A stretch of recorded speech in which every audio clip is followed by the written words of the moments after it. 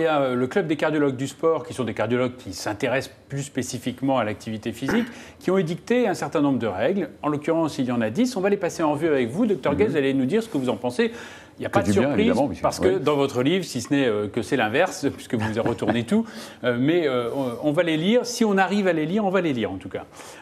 Premier conseil, il faut signaler à son médecin tout symptôme, toute douleur dans la poitrine ou essoufflement anormal quand on fait un effort. Mais on est essoufflé quand on fait un effort. Oui, mais ça, ce n'est pas vraiment un symptôme. Si on est essoufflé de façon extrême, évidemment qu'il faut prévenir son médecin.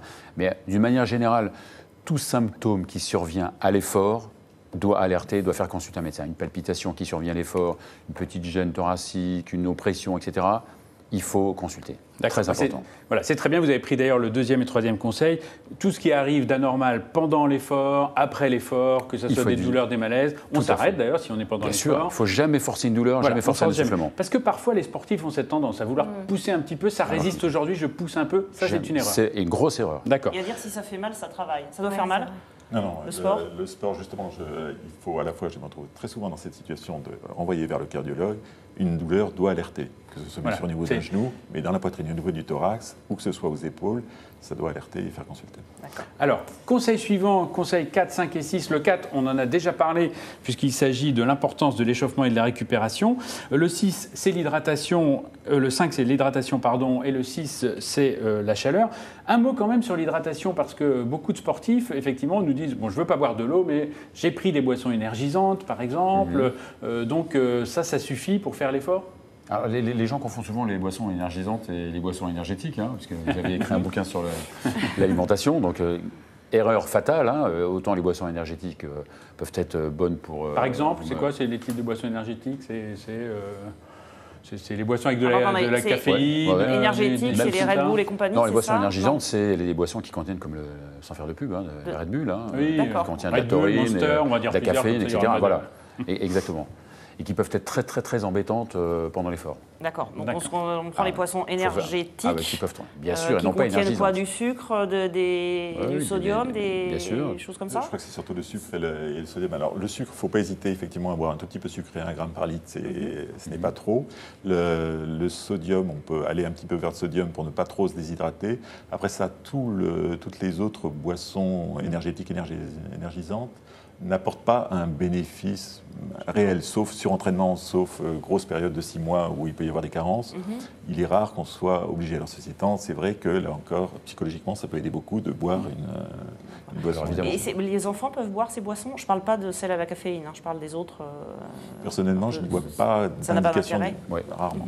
Ça n'apporte rien. Dernier conseil, enfin dernier, 7e, 8e et 9e conseil du club des cardiologues des sports. Alors le 7e, c'est je ne fume pas. On s'arrête un instant quand même sur le tabac, parce que évidemment on ne fume pas pendant l'effort, mais parfois les sportifs, quand ils ont terminé leur effort, ont envie d'une cigarette.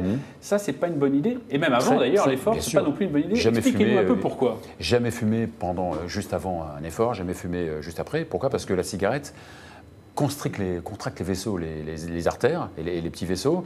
La cigarette accélère le cœur, la cigarette diminue la consommation en oxygène. Donc tout ça, sur parfois un cœur qui n'est pas en super état, ça peut déclencher vraiment une catastrophe. Pour revenir aussi aux boissons, très important aussi d'éviter l'alcool, même très longtemps avant et après. Quand vous dites très longtemps, c'est... Si vous faites un gros effort le jour J, la veille, il est préférable de ne pas boire d'alcool. Et j'ajoute qu'en période de canicule, c'est très important, donc la bière et la caféine sont des diurétiques. Donc ils peuvent accélérer, aggraver une déshydratation. D'accord, donc de l'eau, éventuellement du jus de fruits, un peu sucré, mais et pas de soda. Et la cigarette, alors là... Yazid nous demande... Yazid nous dit « J'ai arrêté de fumer depuis 40 jours ». Quel conseil pour reprendre le sport sans risque, nous dit Yazid? Quel conseil pour refumer ou pour reprendre le sport?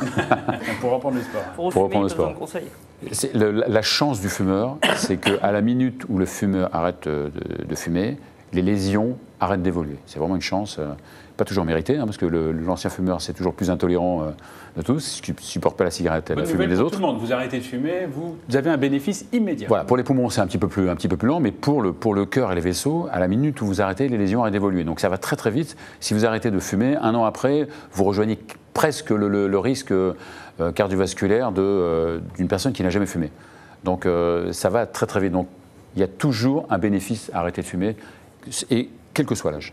Dans les autres conseils 8e et 9e, il y en avait un qui me paraissait particulièrement important, c'est, et on vient d'en parler avec l'alcool, le lendemain d'une fête, c'est pas la peine d'aller faire un décrassage, c'est une mauvaise idée, il faut au contraire laisser l'organisme détoxifier. Quand on a mal dormi aussi. Et quand on n'a pas dormi. Une fête alcoolisée. Une fête alcoolisée, bien sûr. Ça va. Ça dépend Oui, ce ou que pas vous dormi, buvez ou pas à la dormi, mal kermesse. dormi, c'est... Mais par contre, il y a quelque chose que les gens ne savent pas, c'est quand on a de la fièvre, il faut se méfier. Et là aussi, il peut y avoir des conséquences cardiaques. Bien sûr, c'est ce qu'on dit toujours. Hein. Le sport, c'est bien quand on le pratique bien, mais ça peut être terrible si on le pratique mal. Et quand on a de la fièvre, une infection, il ne faut pas faire de sport pendant au moins une semaine.